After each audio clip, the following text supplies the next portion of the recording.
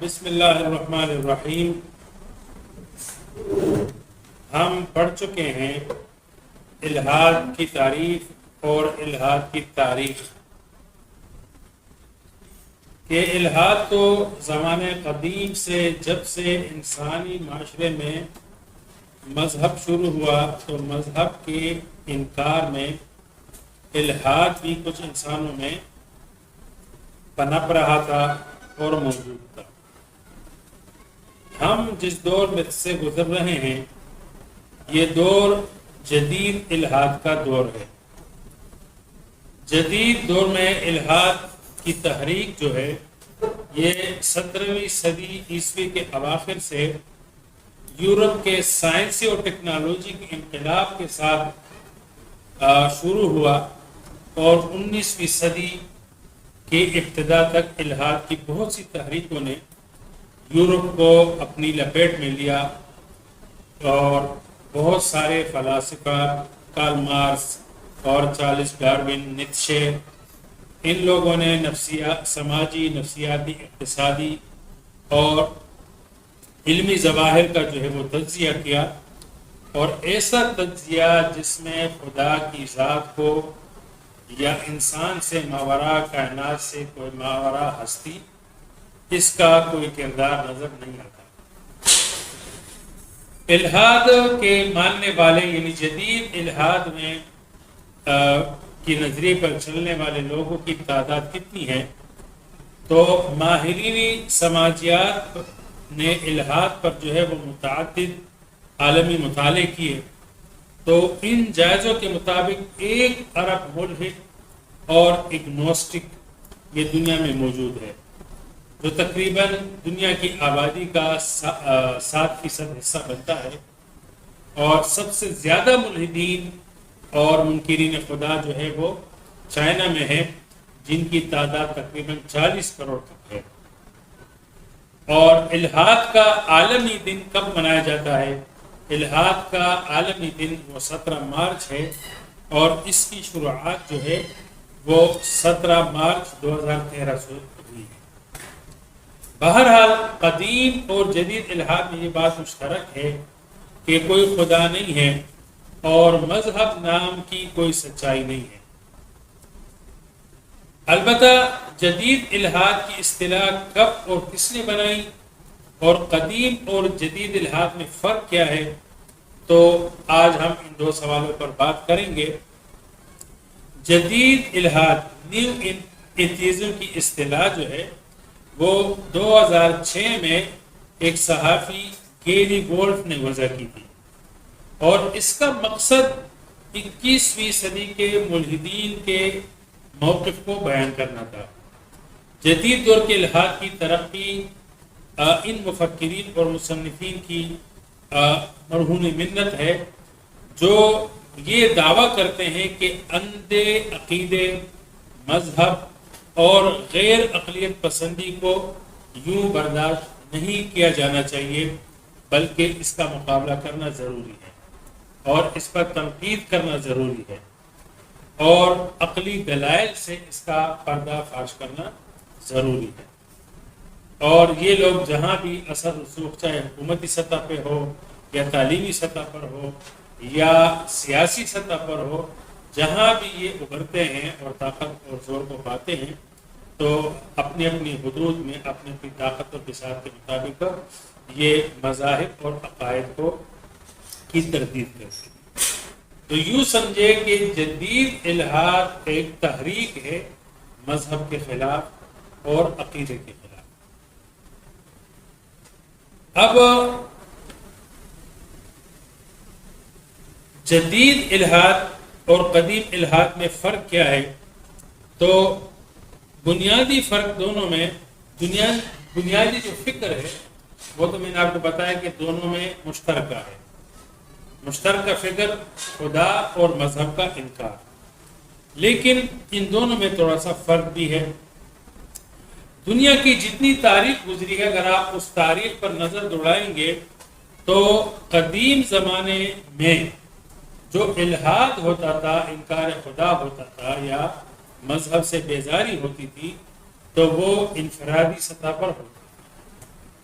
پہلا فرق یہ ہے. جبکہ جدید دور میں جو جدید الحاد ہے، جس طرح میں نے کہا کہ اب یہ ایک کمیونٹی کی شکل میں ہے اور مذہب کے خلاف اور مذہب کی تردید اور تنقید اور مذہب کو کے خاتمے کے لیے ایک منظم اور کمیونٹی کی شکل میں، جماعت کی شکل میں ایک منظم تحریک ہے. تو پہلا فرق یہ ہے کہ قدیم الحاد جو تھا وہ انفرادی سطح پر تھا. کسی علاقے میں کوئی شخص اللہ رب العزت کی ذات کے بارے میں یا مذہب کے کسی حکم کے بارے میں شکوک و شبہات کا اظہار کر لیتا تھا یا اس کا شکار ہو جاتا تھا، اس کو وسوسے آتے تھے، اس کا مقابلہ نہ کر سکتا تھا، ایمان سے محروم ہو جاتا تھا، کبھی کبھی کوئی نہ کوئی اس طرح مل جاتا تھا. لیکن اب ایک کمیونٹی کی شکل میں جو دنیا کی تقریباً 7% آبادی کا حصہ ہے اور کمیونٹی کی شکل میں یہ مل جل کر کانفرنس کرتے ہیں اور اجلاس کرتے ہیں، آپس میں رابطہ رکھتے ہیں، اور اگر کسی ملحد پر زمین کے کسی بھی خطے میں یا کسی بھی ملک میں ظلم یا زیادتی ہوتی ہے تو باقاعدہ طور پر یہ لوگ آواز اٹھاتے ہیں، جس طرح کے ہر مذاہب کی کمیونٹی ایک دوسرے کے لیے آواز اٹھاتی ہے. دوسرا فرق یہ ہے کہ پرانے زمانے کے الحاد اور ملحدین کی جو فکر تھی وہ کسی علم، فن یا علوم، فنون اور فلسفوں کی بنیاد پر ان کی فکر نہیں ہوتی. ایسا نہیں تھا کہ کوئی آدمی بہت بڑا فلسفی بن گیا یا اس نے کسی علم میں مہارت حاصل کر دی یا اس کو جو ہے نا ایک فن ایسا مل گیا کہ اس فن نے اور اس تحقیق نے اور اس فلسفے نے اس کو انکار خدا پر ڈالا. ایسا نہیں ہوتا. یعنی قدیم الحاد کی پس پشت کوئی علم، فن اور فلسفہ نہیں ہوتا تھا، جبکہ جدید دور کا جو الحاد ہے اس کے پیچھے تقریباً سائنس اور مغربی فلسفے اور مغربی سیاسی عسکری طاقتیں بھرپور طریقے سے کھڑی ہیں. تو جس کی وجہ سے ملحدین کا جو اگر بیانیہ وہ غیر منطقی بھی ہو، لیکن جب ایک طاقتور انسان یا صاحب فن انسان کوئی بات کرتا ہے تو اس کو آلریڈی لوگ جو ہے وہ منطقی اور عقلی مان لیتے ہیں. اس طرح کی کوئی اگر غریب آدمی اچھی سے اچھی بات کر لے تو لوگ اس کو جو ہے وہ کوئی توجہ نہیں دیتے، لیکن اگر کوئی بڑا آدمی، پیسے والا آدمی، عہدے والا آدمی وہی بات کرے بلکہ اس سے بھی جو ہے نا کوئی گٹھیا بات کرے، غیر منطقی بات کرے تو دنیا کیا کرتی ہے؟ دنیا واہ واہ کرتی ہے، واہ واہ کیا ارشاد فرما ہے، ایک دفعہ پھر اس کو باقاعدہ طور پر حوالے کے طور پر پیش کیا جاتا ہے. تو چونکہ اس دور میں سائنس کا دور ہے، ٹیکنالوجی کا دور ہے اور مغرب عسکری اور سیاسی قوت کی وجہ سے پوری دنیا کی قیادت کر رہا ہے، اس وجہ سے ان میں سے اگر کوئی ملحد اٹھتا ہے یا ان سائنس اور سیاسی عسکری طاقت کا سہارا لے کر اگر کوئی ملحد اپنی بات کرتا ہے مذہب کے خلاف تو اس کو جو ہے وہ منطقی اور عقلی شمار کیا جاتا ہے. یہ بھی ایک وجہ ہے کہ چونکہ غالب قوت آج مغرب ہے، سیاسی اعتبار سے بھی، عسکری اعتبار سے بھی اور سائنس اور ٹیکنالوجی کے اعتبار سے بھی، اور الحاد بھی، جدید الحاد بھی وہیں سے اٹھا ہے، تو اس وجہ سے مسلمانوں کے لیے الحاد یعنی دوسری اور تیسری دنیا، مشرقی ممالک جو پسماندہ ممالک ہیں، ان کے لیے الحاد کا رد اس حوالے سے بھی تھوڑا سا مشکل ہے کہ ایک طرف جو ہے وہ ایک ایسی آواز جس کو پوری دنیا میں قوی آواز کے طور پر سنا جاتا ہے، اور دوسری طرف وہ آواز کہ جس کی طرف کوئی توجہ نہیں دی جاتی اور اس کی قوت اور اس کا اثر جو ہے وہ بے اثر شمار ہوتا ہے، تو اسی وجہ سے اس کا مقابلہ کرنا تھوڑا سا مشکل ہوتا ہے. بہرحال اب بار بار یہ بات آ رہی ہے کہ جدید الحاد یہ مغرب سے اٹھا ہے اور اس کی جائے نشو نما مغرب ہی ہے. تو جب مغرب نے پوری دنیا پر معاشی لحاظ سے، عسکری لحاظ سے اور سیاسی لحاظ سے بالادستی حاصل کی اور اس نے اپنے مادی چیزوں کو، پروڈکٹ کو پوری دنیا میں ایکسپورٹ کیا، تو وہ اپنی نظریات اور اپنے فلسفوں پر بھی قادر تھا کہ ان پروڈکٹ کے ساتھ اپنی نظریات کو بھی آپ ایکسپورٹ کریں. تو جس طرح آج آپ کو ہر معاشرے میں اور ہر گھر میں اور ہر کمیونٹی میں مغرب کی پروڈکشن اور مغرب کی تیار کردہ چیزیں ملتی ہے، تو انہی چیزوں کے ساتھ ساتھ انہوں نے اپنے افکار کو بھی ایکسپورٹ کیا اور پوری دنیا تک پہنچایا. اگر آپ کو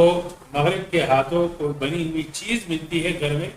تو ان کی فکر بھی کسی نہ کسی طریقے سے آپ کو اپنے گھر میں، محلے میں، گلی میں ضرور ملے گی. تو بہرحال انہوں نے اپنی سیاسی اور عسکری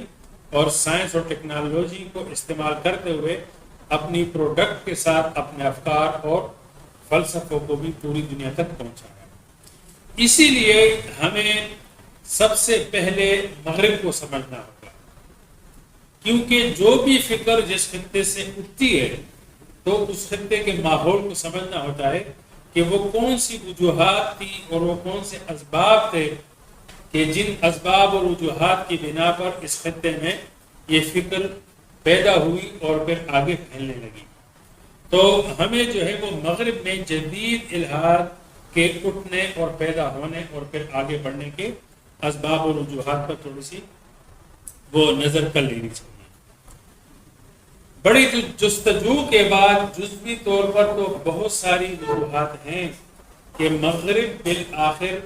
الحاد کی طرف، انکار خدا اور انکار مذہب کی طرف کیوں بڑھا اور کیوں مجبور ہوا، یا کیوں جو ہے وہ بالقصد اور بالارادہ اور بالاختیار اس نے انکار مذہب کو اختیار کیا اور مذہب کے راستے کو چھوڑا. تو ان میں وجوہات تو بہت ساری ہے، لیکن بنیادی اور بڑی وجوہات تقریباً 3 ہیں. سب سے پہلی وجہ جو سامنے آتی ہے وہ ہے کلیسا کا ظالمانہ رویہ اور اس کے خلاف اٹھنے والی بغاوتیں اور تحریکیں. چونکہ مغرب میں کئی صدیوں سے عیسائیت اور مسیحیت کی حکمرانی تھی اور رومی دور میں مسیحیت کے غلبے کے دور میں مذہب کا غلبہ تھا، یہاں تک کہ حاکم وقت اور بادشاہی سلطنت وہ بھی اپنے فیصلوں میں اور قانون سازی میں پوپ کے حکم کا پابند ہوتا تھا. پوپ جو عیسائی مذہب کا،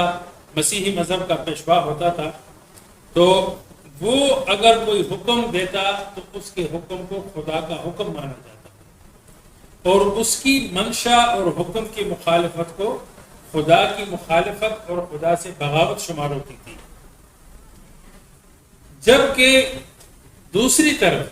مسیحیت اپنی حقیقت اور اپنی اصل شکل میں جو حضرت عیسیٰ علیہ السلام لے کر آئے تھے، اللہ کا دین اسلام، وہ اپنی شکل میں مسیحیت موجود نہیں تھی. زمانہ گزرنے کے ساتھ ساتھ پادریوں نے بہت ساری تحریفیں کر دی تھی. اس لیے برائے نام تو مسیحیت یا عیسائیت یعنی کرسچینٹی وہ تو خدائی مذہب تھا، لیکن در حقیقت وہ ایک انسانی مذہب بن چکا تھا. اور یہ بات بھی یقینی ہے کہ انسان یا بہت سارے انسان مل کر، چاہے جتنے بھی ذہین ہوں، جتنے بھی سمجھدار ہو، جتنے بھی بڑے فلسفے وہ طے کرے یا بنائے، لیکن ایک انسانی فلسفہ یا انسانی ضابطہ حیات یا انسانی قانون وہ ہر معاشرے کے لیے اور ہر معاشرے کے ہر فرد کے لیے ہمیشہ کے لیے مفید، نافع اور کارگر ہو، یہ نہیں ہو سکتا. یعنی اگر کوئی انسان کسی قانون کی قانون سازی کرے یا کوئی ضابطہ حیات طے کرے یا معاشرے کے لیے وہ کوئی ایسا اصول و ضوابط طے کرے اور خود بھی اس کا پابند رہے اور معاشرے کو بھی اس کا پابند بنائے اور اس کی مخالفت کرنے والوں کو جو سزا تجویز کی جائے، تو وہ قانون جو انسان کا خود ساختہ ہے، بنایا ہوا ہے، وہ اس کی ذات کے لیے یا کسی معاشرے کے لیے یا معاشرے کی اکثریت کے لیے مفید اور نافع تو ہو سکتا ہے، لیکن معاشرے کے ہر فرد کے تقاضوں اور نفسیات کے مطابق ہو اور پھر وہ ہمیشہ کے لیے ہو، یہ نہیں ہو سکتا۔ انسان میں وہ استعداد نہیں ہے۔ یہ صفت اور یہ خاصہ خدا کا ہے کہ جو ایک ایسا قانون مہیا کرے اپنے بندوں کو جو معاشرے کے ہر فرد کے لیے انفرادی لحاظ سے بھی اور پھر اجتماعی لحاظ سے بھی اور ابدی اور ہمیشہ کے طور پر جو ہے وہ کارگر اور نافع ہو۔ یہ خدا ہی کا خاصہ ہے، خدا اپنے بندوں کو اچھے طریقے سے جانتا ہے۔ تو چونکہ معاشرے میں جو رائج مذہب تھا مسیحیت کے نام سے، وہ دراصل انسانی مذہب تھا، انسانی قانون کا راج تھا، اور اس نے معاشرے کو ایسے جکڑ بندیوں کا پابند بنایا تھا کہ معاشرے کے افراد اس سے تنگ آ چکے تھے۔ یعنی کوئی حکم آتا تو وہ پھر انسانی معاشرے میں مطلب قبول کرنے کے لیے لوگ بہت مشکل سے تیار ہوتے تھے، تو ظاہر ہے اکثریت اس کا انکار کرتی یا مخالفت کرتی، تو اکثریت جو ہے وہ مرتد قرار دی جاتی کہ بھائی پوپ کا حکم نہیں مانا، یہ مرتد ہے، تو اس کو سخت سے سخت سزا دی جائے۔ تو جو بھی پوپ اور کلیسا کی طرف سے حکم آتا تھا تو یوں سمجھے کہ وہ معاشرے کے لیے ایک توق اور ایک بوجھ ہوتا تھا۔ اب آئے دن نئے نئے احکامات، آئے دن نئی نئی پابندیاں، آئے دن نئی نئی سزائیں چھوٹی چھوٹی باتوں پہ، بھائی پوپ کا حکم نہیں مانا، مرتد ہے، مار دو۔ اور وہ حکم بھی اللہ کے حکم کے نام سے کہ اللہ کا حکم ہے، مانو تو صحیح، نہیں مانو لیکن ماننا ہی مشکل ہوتا ہے۔ تو اس لیے معاشرے میں اصلاحی مذہب کے نام سے اور ان جکڑ بندیوں اور غیر انسانی پابندیوں اور سزاؤں سے نکلنے کے لیے لوگ تنگ آ گئے اور انہوں نے آزادی کی تحریک شروع کر دی۔ مسیحی دنیا میں اصلاحی مذہب کے نام سے جو تحریک شروع ہوئی، اس کی ابتدا خود ایک پادری نے کی جن کا نام مارٹن لوتھر تھا، اور ان کا مقصد یہی تھا کہ پادری اور پوپ کے جبر سے معاشرے کو آزادی دلائی جائے۔ مارٹن لوتھر نے مذہب کا انکار نہیں کیا، یہ نہیں کہا کہ ہم مذہب کو نہیں مانتے، بلکہ اس نے یہ نعرہ لگایا کہ بائبل کی تشریح کا حق صرف پوپ کو نہیں ہے، بلکہ ہر مسیحی کا حق ہے کہ وہ بائبل کی تشریح کرے اور خود سمجھنے کی کوشش کرے، اور اس تفہیم میں عام آدمی پچھلے علماء کی تشریحات کا پابند نہیں ہوتا۔ اب ظاہر ہے اس سے کلیسے کا اور پوپ کا جو ایک وہ تھا، راج تھا، اور معاشرے پر جو اس کی گرفت تھی، تو اصلاح مذہب کے نام سے لوگوں نے تو قبول کیا کہ ہاں بھائی جس کتاب پر پوپ ایمان رکھتا ہے تو وہی کتاب ہماری بھی کتاب ہے، جس خدا کو پوپ مانتا ہے تو اس خدا کو تو ہم بھی مانتے ہیں۔ ہم خدا کے احکامات کو اور حضرت مسیح علیہ السلام کی تعلیمات کو پوپ کی زبان سے سمجھے تو خود کیوں نہ سمجھے، ہم ترجمہ پڑھ لیں گے، سمجھ لیں گے۔ اس طرح پوپ کی جو ایک وہ تھی، جو سمجھے کہ بدماشی تھی معاشرے میں، وہ ٹوٹ گئی۔ اب یہ تو نہیں کہہ سکتے نا کہ میں اصلاح نہیں کر سکتے۔ اصلاح مذہب کا نعرہ مارٹن لوتھر نے اٹھایا اور کہا کہ صرف پوپ کو حق نہیں ہے کہ وہ لوگوں کو بائبل کا حکم اور خدا کا حکم سمجھائے گا، بلکہ ہر مسیحی جو بائبل پر ایمان رکھتا ہے، اس کو الہامی کتاب مانتا ہے، ہر مسیحی کو حق ہے کہ وہ خود پڑھے، خود سمجھے اور اپنے مسیح علیہ السلام کی تعلیمات کو خود جو ہے نا پیروی کرے، اور اس میں کوئی کسی کی تشریح کا بھی پابند نہیں۔ اب اس میں ایک پورا وہ ہے پس منظر ہے، مارٹن لوتھر نے یہ تحریک کب، کہاں اور کیوں شروع کی، اور اس نے اس کے لیے کلیسا سے جو ٹکر لی تو اس کو کن کن مشکلات کا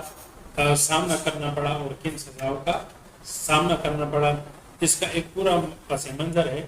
وہ انشاءاللہ پھر اگلی نشست میں کریں گے۔ وآخر دعوانا الحمدللہ۔